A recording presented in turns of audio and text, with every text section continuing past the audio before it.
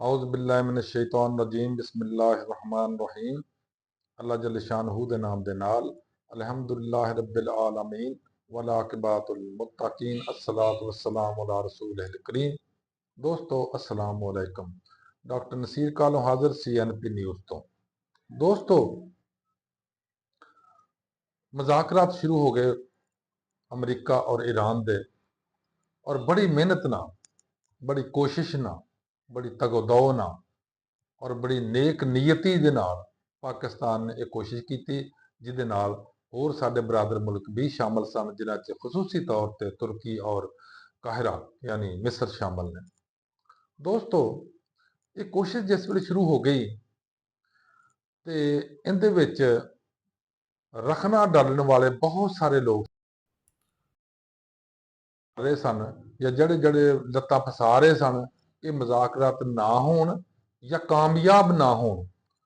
उन्हां विच मैं दो तीन चीज़ां गल करन लगा कि सरे फहरिस्त सी सब तो बड़ा कुंडा इसराइल, और ਉਹਦੇ ਨਾਲ ਤੁਸੀਂ ਸ਼ਾयਦ ਸੁਣਿਆ ਵੀ ਹੋਵੇ, ਜੇ ਇੰਡੀਆ ਦੇ ਟੀਵੀ ਚੈਨਲ ਕਿਤੇ ਦੇਖਿਆ ਹੋਵੇ ਕਿਸੇ ਨੇ ਤਾਂ ਉਹਨੂੰ ਸਮਝ ਆ ਜਾਏਗੀ ਕਿ ਸਭ ਤੋਂ ਜ਼ਿਆਦਾ ਕੀੜੇ ਪੇਟ 'ਚ ਨੱਚਣ ਡਏ ਸੀਗੇ ਇੰਡੀਆ ਦੇ, ਔਰ ਇੰਡੀਆ ਦੇ ਜਿਹੜੇ ਬਹੁਤ ਸਾਰੇ, ਥੋੜੇ ਜਿਹੇ ਨਹੀਂ ਬਹੁਤ ਸਾਰੇ ਜਿਹੜੇ ਹਨ ਐਂਕਰਸ ਜਾਂ ਜਰਨਲਿਸਟਸ, ਉਹਨਾਂ ਦੀ ਤਕਲੀਫ ਬੜੀ ਸੀ ਕਿ ਪਾਕਿਸਤਾਨ ਅੱਗੇ ਨਾ ਗਿਆ, ਪਾਕਿस्तान ਇਹ ਕਰ ਗਿਆ, पाकिस्तान ने जनाब ये हो गया, पाकिस्तान ने वो कर लिया। ਉਹ ਭੜਵੇ ਹੋ, ਇੱਕ ਅੱਛਾ ਕੰਮ ਜਿਹੜਾ ਵੀ ਕਰਦਾ ਹੋਵੇ ਉਹਦੀ ਤਾਰੀਫ ਤੇ ਕਰਨੀ ਚਾਹੀਦੀ ਆ, ਇਸ ਦੀ ਬਜਾਏ ਕਿ ਤੁਸੀਂ ਉਹਨੂੰ ਡਿਸਹਾਰਟ ਕਰੋ ਜਾਂ ਉਹਦੀ ਹੌਸਲਾ ਸ਼ਿਕਨੀ ਕਰੋ, ਹੌਸਲਾ ਅਫਜ਼ਾਈ ਕਰਨ ਦੀ ਬਜਾਏ, ਔਰ ਤੁਸੀਂ ਆਪਣਾ ਆਪ ਸਾੜੀ ਜਾਓ। ਉਹ ਕੁਰਾਨ ਜੀ ਚ ਹੈ, ਹਸਦ ਵਾਲੇ ਦੇ ਮਤਲਬ ਸਭ ਤੋਂ ਬੁਰੇ ਲੋਕ ਇਹ ਹੁੰਦੇ ਨੇ, ਆਪਣਾ ਆਪ ਵੀ ਸਾੜਦੇ ਨੇ ਔਰ ਆਪਣੇ ਆਪ ਆਂਢੀ ਗੁਆਂਢੀ ਨੂੰ ਵੀ ਸਾੜਦੇ ਨੇ। ਤੇ ਇਹ ਇੰਡੀਆ ਦੇ ਚੈਨਲ ਦੇ ਉੱਤੇ ਉਹ ਖੱਪ ਮੱਚੀ ਸੀ, ਉਹ ਗੰਦ ਮਚਿਆ ਸੀ, ਉਹ ਹਸਦ ਮਚਿਆ ਸੀ, ਔਰ ਉਹ ਫਸਾਦਾਤ ਮਚਾਏ ਸੀ। ਇਹਨਾਂ ਨੂੰ ਇਉਂ ਸੀ ਜਿਸ ਤਰ੍ਹਾਂ ਇੰਡੀਆ ਦੇ ਅੰਦਰ ਜੰਗ ਲੱਗ ਗਈ ਆ।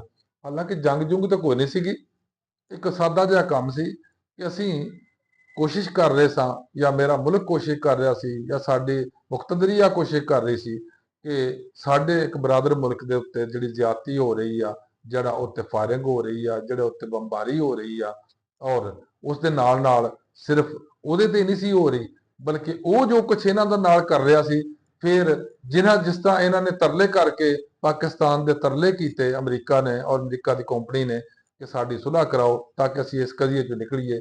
ਲੇਕਿਨ ਇਸ ਕਜ਼ੀਏ ਚੋਂ ਨਿਕਲਣਾ ਨਾ ਨਿਕਲਣਾ ਅਗਲੇ ਵਲੌਗ ਚ ਤੇ ਗੱਲ ਕਰਾਂਗਾ।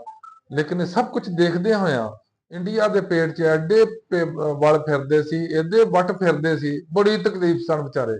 ਅਲਟੀਮੇਟਲੀ ਉਹਨਾਂ ਦੀਆਂ ਦੁਆਵਾਂ ਸ਼ਾਇਦ ਕਾਮਯਾਬ ਹੋਈਆਂ ਨੇ, ਜਾਂ ਉਹਨਾਂ ਦੇ ਪੇਟ ਦੇ ਵੱਟ ਜਿਹੜੇ ਉਹ ਨਿਕਲ ਗਏ ਨੇ ਕਿ ਉਹ ਕਾਮਯਾਬ ਨਹੀਂ ਹੋ ਸਕੇ ਇਹਨਾਂ ਦੇ ਵਕਤੀ ਤੌਰ ਤੇ।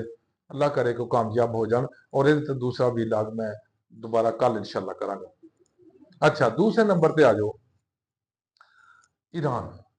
ईरान ने अपने बच्चों को नहीं भुलिया, और बड़ी अजमत आ उस ईरानिया की और उस ईरान की कि उन्होंने अपने उन्होंने बच्चों को याद रखा।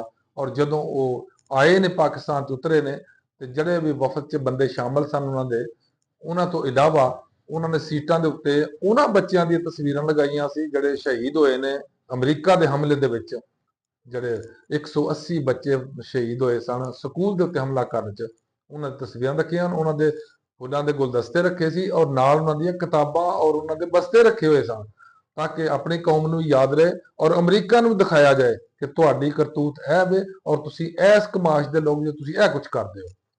तीसरी गल, साडे बरादर मुल्क काबिल एहतराम मुल्क सऊदी अरब, जिथे साडा खाना खुदा वे, जिथे साडा खाना नबी सल्लल्लाहु अलैहि वसल्लम, जिथे साडे रोज़ा मुबारका वे सल्लल्लाहु अलैहि वसल्लम दा, उत्थों का एक वफद भी आया सी, और उन्होंने आके पाकिस्तानी जड़े मुक्तदरी आ उन्होंने को नगोशिएशन की, उन्होंने को मुज़ाकरात किए ने, और उस तो बाद वो वापस भी शायद चले गए ने।